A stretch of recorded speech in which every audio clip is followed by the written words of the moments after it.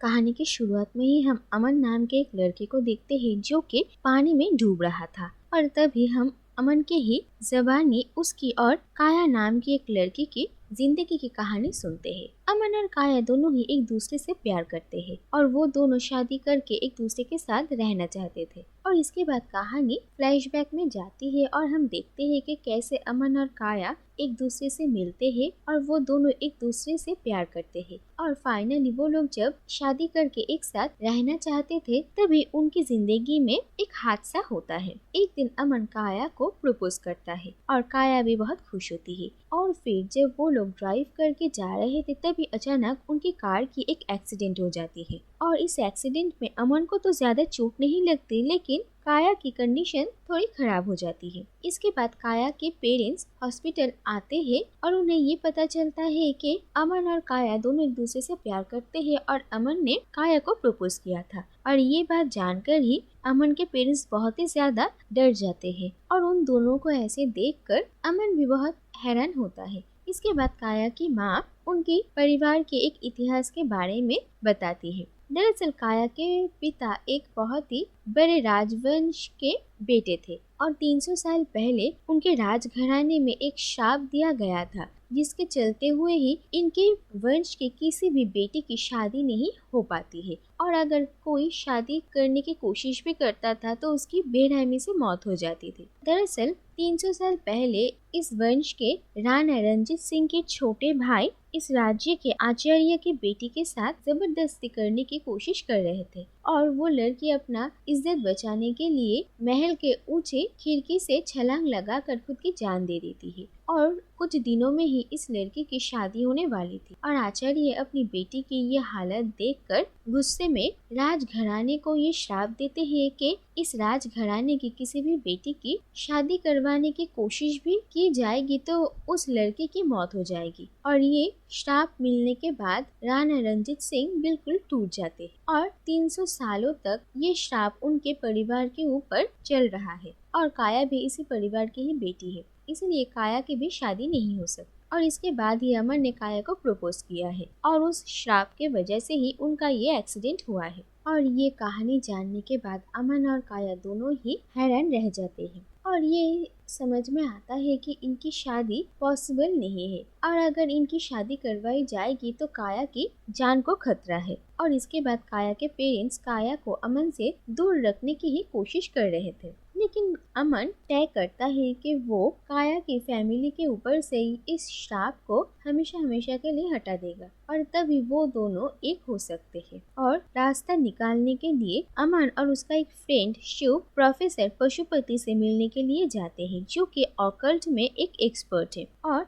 वो लोग पशुपति को सारी बातें एक्सप्लेन करते हैं और ये बातें सुनने के बाद पशुपति ये कहते हैं कि ऐसे सदियों पुराने श्रापों को जेनरेशन टू जेनरेशन बरकरार रखने में किसी शैतानी आत्मा का हाथ होता है और काया के फैमिली के ऊपर ये जो श्राप है इसके साथ भी कोई ना कोई शैतानी आत्मा जरूर जुड़ी हुई है। और अमन पशुपति को इस श्राप को तोड़ने का और इस शैतानी आत्मा से लड़ने के लिए हेल्प मांगता है लेकिन पशुपति अमन पर हंसते हैं और वो अमन को कहते हैं कि ये सब कुछ इतना आसान नहीं है और वो अमन को सजेस्ट करते हैं कि वो काया को भूलकर अपनी जिंदगी में आगे बढ़े। और पशुपति की उनकी मदद ना करने की वजह से अमन काफी अपसेट हो जाता है और इसके बाद अमन तय करता है कि वो डॉक्टर पशुपति की आंखों में खुद की काबिलियत साबित जरूर करेगा जिससे कि पशुपति उसकी हेल्प करने के लिए तैयार हो। फिर एक दिन अमन पशुपति की लिखी हुई ही एक बुक पढ़ता है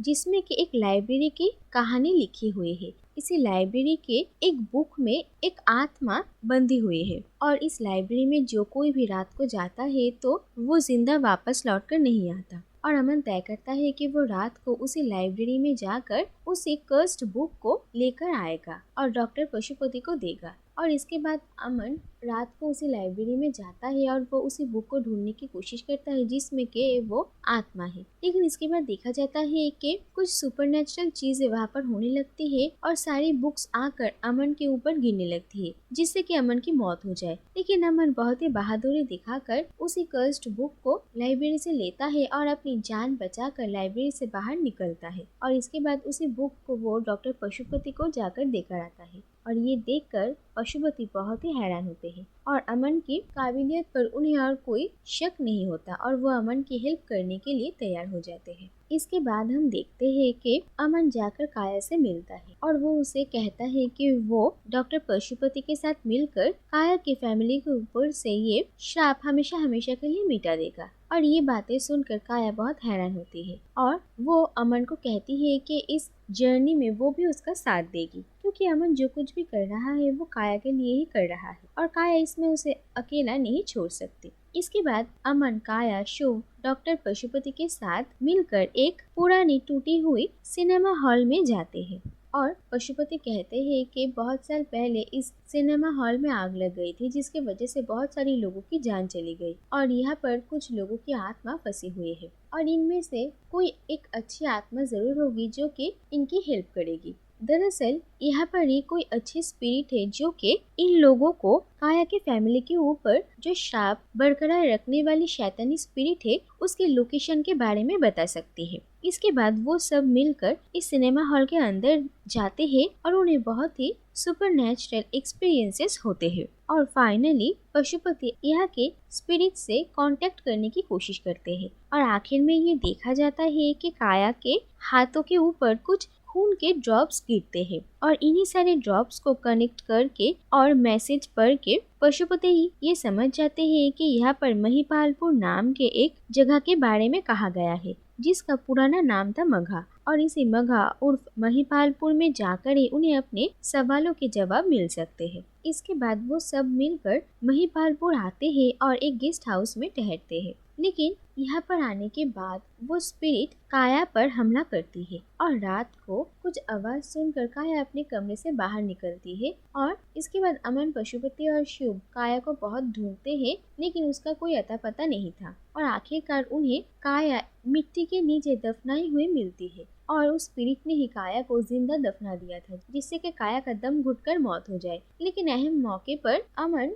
और बाकी सब काया को बचा लेते हैं, लेकिन ऑक्सीजन की कमी होने की वजह से वो कोमा में चली गई थी और फिर काया को हॉस्पिटल में एडमिट किया जाता है और काया की इस कंडीशन के बारे में सुन के ही काया के पिता वहाँ पर पहुँच जाते हैं और अमन के पिता भी वहाँ पर आते हैं और वो लोग अमन को ये सब कुछ बंद करने के लिए कहते हैं क्योंकि उनकी जान की कीमत सबसे ज्यादा है। लेकिन अमन किसी की बात नहीं सुनता और वो अपने काम को कंटिन्यू करता है। इसके बाद पशुपति एक और मेथड के बारे में बताते हैं जिससे कि वो लोग उस स्पिरिट के बारे में पता लगा सकते हैं और जिसके लिए किसी एक को एक बथ टब के पानी में डूबकर अपनी सांस रोककर रखना पड़ेगा और पशुपति कुछ रिचुअल्स करेंगे जिसके वजह से वो उस स्पिरिट को देख सकता है। अमन को तैरना नहीं आता था, इसीलिए अमन की जगह शुभ ये मेथड परफॉर्म करता है और शुभ की स्पिरिट 300 साल पुराने मगहा के जेल में जाती है, जहाँ पर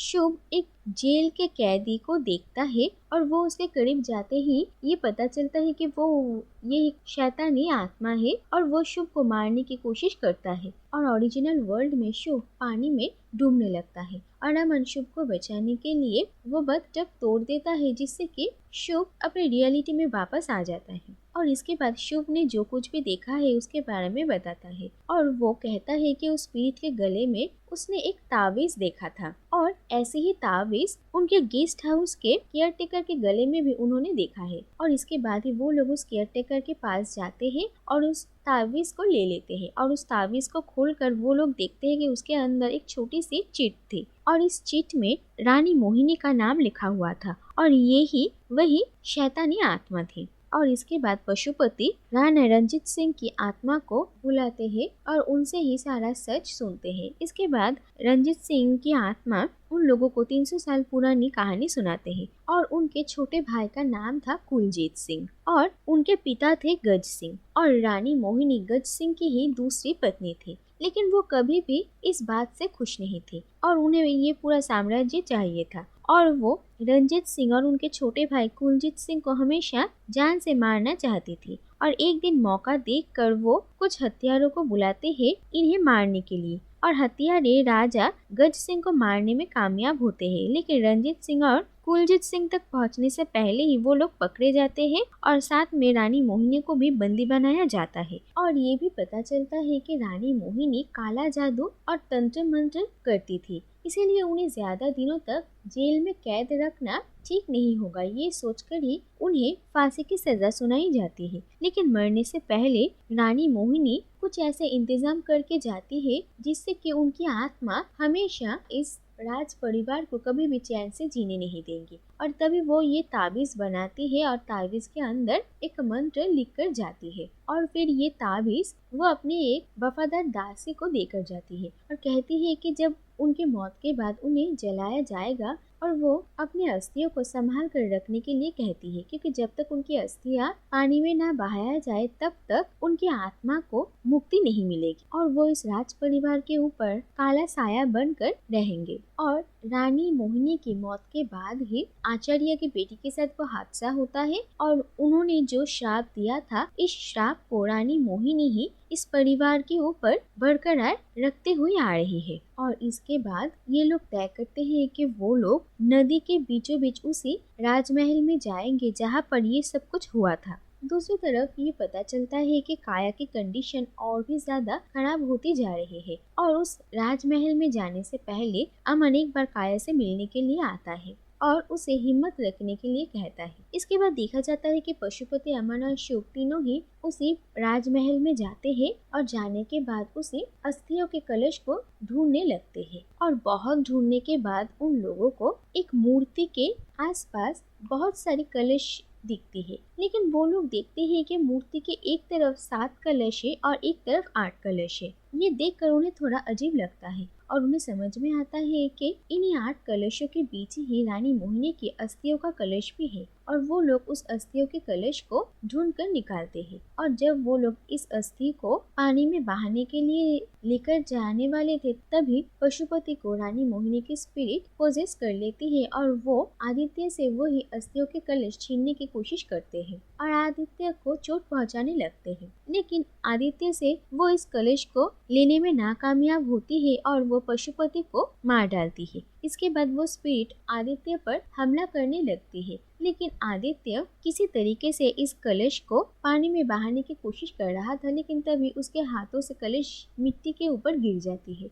और आदित्य की कंडीशन भी बहुत खराब थी। इसके बाद ही देखा जाता है कि अमन राजमहल के चारों तरफ जो नदी है, उस नदी का इस राजमहल के अंदर घुसने का रास्ता खोल देता है और नदी का बाण पूरे राजमहल में आ जाती है और उस नदी के पानी में ही वो अस्थियां बह जाती है और वो स्पिरिट इसे रोकने की कोशिश करती है, लेकिन नाकामयाब होती है और ना चाहते हुए भी रानी मोहिनी की आत्मा को मुक्ति मिल जाती है। और देखा जाता है कि इसी पानी में ही अमन भी बहने लगता है और उसे तैरना नहीं आता, लेकिन तभी वहाँ पर शुभ आ जाता है और वह अमन को बचा लेता है। दूसरी तरफ ये देखा जाता है कि काया भी होश में आ जाती है और वो भी बिल्कुल ठीक थी और आखिर में ये देखा जाता है कि अमन और काया की शादी हो जाती है, जिससे कि ये समझ में आता है कि काया के परिवार के ऊपर से ये शाप अब हट चुका था। और कुछ सालों बाद हम देखते हैं कि काया और अमन की एक बेटी थी और वो अपनी जिंदगी में बहुत खुश थे और इसी के साथ ही ये कहानी यहीं पर ही खत्म हो जाती है।